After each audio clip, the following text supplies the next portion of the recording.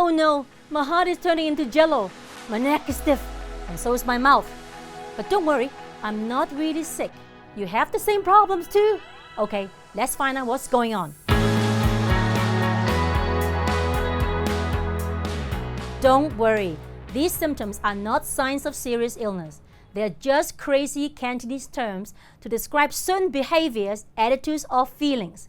For example, if you have shallow eyes, or ngaang in Cantonese, that means you cry easily. But please don't feel bad. It doesn't mean you are a crybaby. It's a compliment, which means you are sensitive. You can say, oh honey, you are so ngaang, so sensitive and so in touch with your feelings. But if people say you are hao ngang, that is not a good thing. The direct translation is mouth stiff. Hao is mouth, ngaang is stiff. In English, it means you are stubborn and argumentative. It's similar to the term ngaang geng or stiff neck in English. Ngaang means stiff and geng is neck. And together, the phrase means stubborn. In a sentence, you can say, he is not only hao ngang, but also very ngaang geng and won't budge. It's impossible to work with him.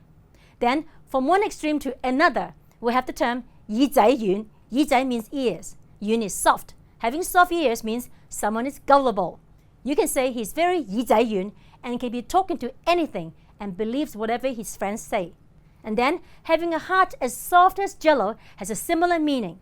In Cantonese, it's some yun. Some is hard, yun is soft. Some yun often implies you're talking about someone who is good-natured and would give in to any demand, even though they know deep down that the outcome might not be in their best interest. Very often, it means someone is very forgiving.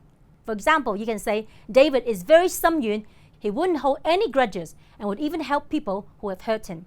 The opposite of some yun is hak some. Hak is black. Hak some means black heart in Cantonese.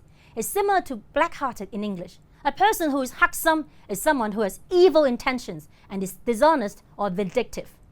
There are a few more fun symptoms I can share. See if you can guess their meanings. Se bok or unload shoulders in English. Can you guess their meaning? It means someone who tries to shirk their responsibilities. Let me explain. Imagine someone tries to unload something from their shoulder, and it's pretty clear they just want to offload something, pass the buck, or cop out. In a sentence, you can say, it's so obvious why they have disappeared, because they're just trying to se bok, knowing that the deadline for the project is today. Okay, let's try another phrase, hao so, or mouth hairbrush in English. Too difficult to guess? When someone is hao so, it means they are unable to keep any secret. You can picture the shape of a hairbrush. It can't hold anything. When you brush your hair, it just runs through it smoothly. So when you use it to describe one's mouth, it means a person who can't hold secrets. You can say, she's very hao so. Be careful not to complain about your job because she will tell the whole office in no time. Okay, now it's time to round up today's Cantonese medical session with this phrase. Nei yao bang. Nei is you. Yao bang means sick.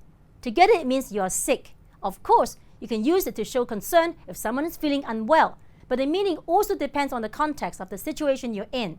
Sometimes saying nei yao bang can be a bit sarcastic.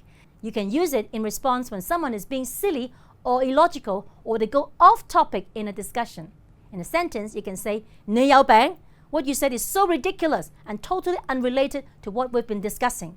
Okay, time to recap. Ngaang, shallow eyes. It means someone who cries easily because they're sensitive. Hao ngang, mouth stiff, which means stubborn. It's similar to ngaang geng or stiff neck. Yi zai yun, gullible or easily influenced.